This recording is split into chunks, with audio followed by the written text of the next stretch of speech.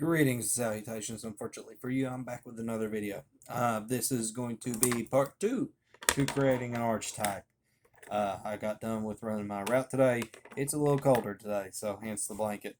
Anyways, so we had decided to make a church assassin, and I filled out some basic info because on this one, we're going to be talking about the personality of this character, what we look for in trying to roleplay him if we were a player at a table in which this character is allowed.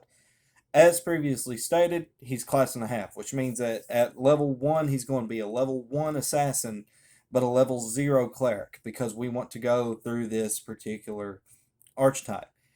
I prefer the class and a half rule that's in Castles and Crusades. I'm not opposed to multi-classing. It's just that when it comes to multi-classing, you're taking two XP pools and adding them together in addition to also adding further XP penalties, technically speaking, based on the amount of classes you're combining.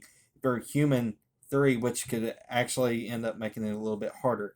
And in my opinion, it's just flat out not worth it. Whereas class and a half, you're taking the XP to level up to the next class in the primary, but the half class, the supporting class, you're only taking half of that XP. And in terms of gameplay, not optimal. But we want this to, we're creating an archetype, and we're trying to utilize this rule to a very interesting degree. I feel that most multi-class characters really fall into people just trying to do a jack of all trades quote build, and it being bland and boring because they try to focus too much on the gameplay and not enough on the roleplay. So here we go. And if you were wondering about the race of this guy, I had decided on human. I felt like this would be easier to explain.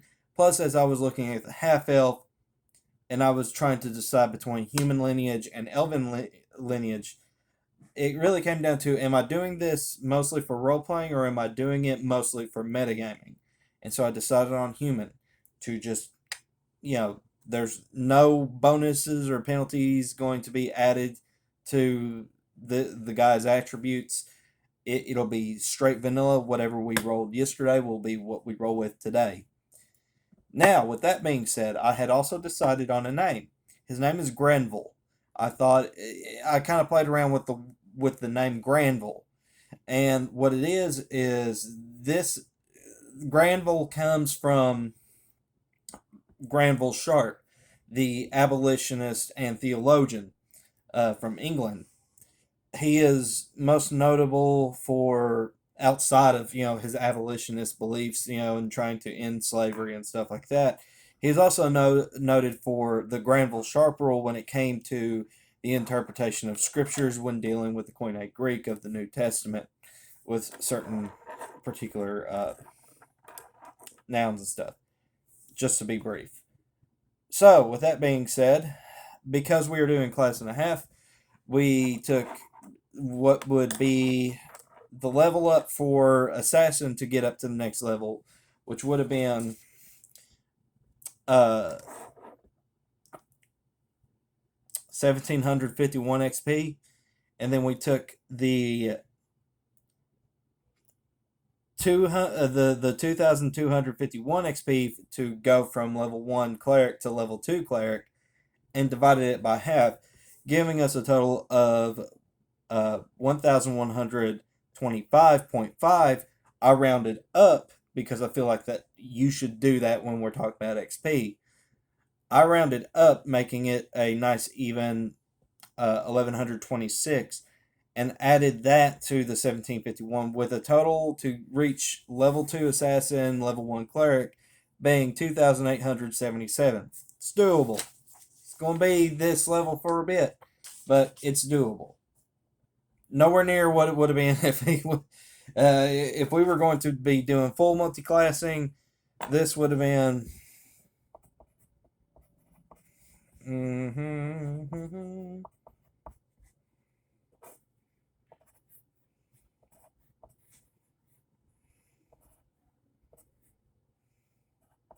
Well, it took 4002 XP to reach level 2 in both classes at the same time if we use the multi-class rule. Didn't want to do that. Wanted to have a supporting class. And so something that is going to be brought in mind, because he's a level 0 cleric, he's not going to have level 1 in Castles and Crusades. Level 1 clerics also get level 1 spells. He's not going to have level 1 spells, and he's not even going to be able to turn undead yet, because that's a level 1 cleric ability. He won't be able to do that. That being said, whenever he reaches the next level, he can start doing that. And it is also worth mentioning that even though he can't cast level 1 spells, he can cast level 0 cleric spells, but only 2 of them. So he will get to choose 2 of them, and we'll come through that later. But we get to the alignment, and this would be the interesting part. While it is reasonable to assume, we're going to take the stereotypical good guy religion of the world, right? And we'll say that most people, if they're going to attach an alignment to their religion, the primary religion that is the focus of the town that they are starting in, is most likely going to be lawful good. In Castles and Crusades, an assassin cannot be any particular good alignment. What do? Well, this is where I started playing with it. So even though he's not going to be able to be lawful good, he can be lawful neutral. Why did I decide to go this route? Well, this is to add to his personality a bit. This man is not necessarily a murderer for hire, so to speak. He has the code of his church. Again, we're developing an idea, so this is a character sketch. So we're giving him a little bit of personality. This is a character that values the church and the church's teachings. That being said, because of his role within the office he particularly holds within the church, that being a church assassin, he understands that his line of work is typically not related to the more selfless endeavors of his peers within the church, where a lot of clerics and priests will call themselves lawful good because they are looking out for the benefit of others because it is their code of conduct within their religion. He understands that his line of work is not always good for other people. He understands that he is going to be killing people. He's not a mercenary. He's not a sellsword. That being said, if there is an extremely problematic person out there in the world that the church once dealt with, they can turn to him to make sure that the problem is gotten rid of permanently. This is also something that will also keep him within a particular confines of his role playing. Because he is also a cleric, if he falls outside of the codes of conduct or the statutes of his religion, he can also incur the wrath or the curse of his deity that he is associated with, and thus possibly lose his powers. If he gets too bloodthirsty, like a lot of assassins are, he can, or if he decides to flirt with the idea of becoming a sellsword or a hitman for hire, he can incur a lot of penalties from his deity. He might even lose his cleric class and can only regain it by doing some form of atonement. Or perhaps if he's too far gone, he loses that. And I would say if he goes too far gone, if I was a GM ruling this, and he goes too far gone down this path of dark evil, he can still progress as an assassin, but he would have to do it as a class and a half for the XP, so he has to earn more XP to do that, but he would never, ever, ever again have the benefits of the cleric class. That's how much of a curse that he has accrued. So it's something interesting to play around with. This keeps us from having a character that is just the typical murder hobo. This also keeps us from having a character that is the dark and broody, like, oh, he's in the tavern, not looking at you like this kind of thing, right? So like that keeps us from having that horrible trope. Um, I don't know, that trope works sometimes, but it has been done to death. But this adds a little bit of flavor to a class that I feel has long been the poster child for edgy edge lords for their edgy edge lord sake. So this adds a little bit of that to it. So, with that being said, on the next video, we'll start gearing this guy up and possibly also giving him some spells. One of the reasons I chose human, besides the metagaming thing, is I think that human is the nice catch-all thing. Like, most worlds are going to be very humanocentric. They're going to be very much focused upon humanity. Um, I've always made my thoughts known about having too many races as classes, or too many races as choices for characters. It's one of the reasons I don't like Forgotten Realms that much. It's a real zoo. Like there's almost no reason, because it's gotten to the point where even for some humans have dark vision now, which is stupid. But I'm sorry, it is stupid. Um, that being said, because of that, we do get to make another choice for a prime attribute, and I'm going to make that choice now. Now, because of the class and a half, I decided to it's the two prime attributes I chose yesterday were, of course, dexterity for the assassin, and I didn't have to choose wisdom for the cleric, but I chose to because I felt like that it made more sense to do so. Like, very churchy guy, he's going to get some kind of checks involving that that attribute. And so, as I think to myself, what in the world would I have his third, because humans get a third prime attribute, where demi-humans only get two? I'm thinking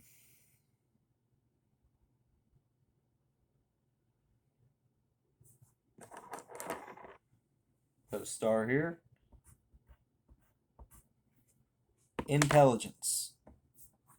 I think that this man is going to be very well versed in some forms of book learning. I think he's going to be versed in the art of making poisons, because he's also going to be versed in the arts of creating antitoxins. Because that's another thing that an assassin can do, is they can make uh, antidotes. So it would make sense for a church assassin to create antidotes for the church to give to people, perhaps even sell. But and there's also the chance that because of this, he might actually be able to make holy water. Just food for thought. So we have an idea, we have a sketch for this character, we have a little bit of personality. Again, we don't need a whole lot because this is a level 1 character, but this does kind of give us an idea. Like, he seems less like stats on paper now and more like a person. He's got a sort of origin, a reason for why he is who he is, and who he is as a person. When I came up with this character, and as I was thinking more about it, this is probably going to be somebody who is at level 1. He doesn't know a whole lot about the outside world, but he probably knows about undead. He has probably heard tales about undead, and he might even have heard tales about necromancers and witches. And this is probably somebody who has pledged himself in service to his deity, so that he can, even though it's not pretty and it means getting his hands bloody, he can go out and slay some witches and some necromancers in addition to purging the world of the undead blight that might walk around in the world. That being said, if he lives long enough and he starts learning about things like vampire lords and liches, that could be something that he has pledged his life to purging people, purging the land of people who seek to pervert an ancient miracle that has long been taught within his religion, the miracle of resurrecting one from the dead. And he views necromancy as a blasphemous, heretical perversion of that miracle. But I've kept you too long. It's just some more food for thought. This is how the character kind of comes about. So, as always, guys, take care. God bless. I'll see you next time. Please stay tuned for part 3. We'll try to gear this guy out and possibly even give him a couple of level 0 spells to start off with. Thanks, guys.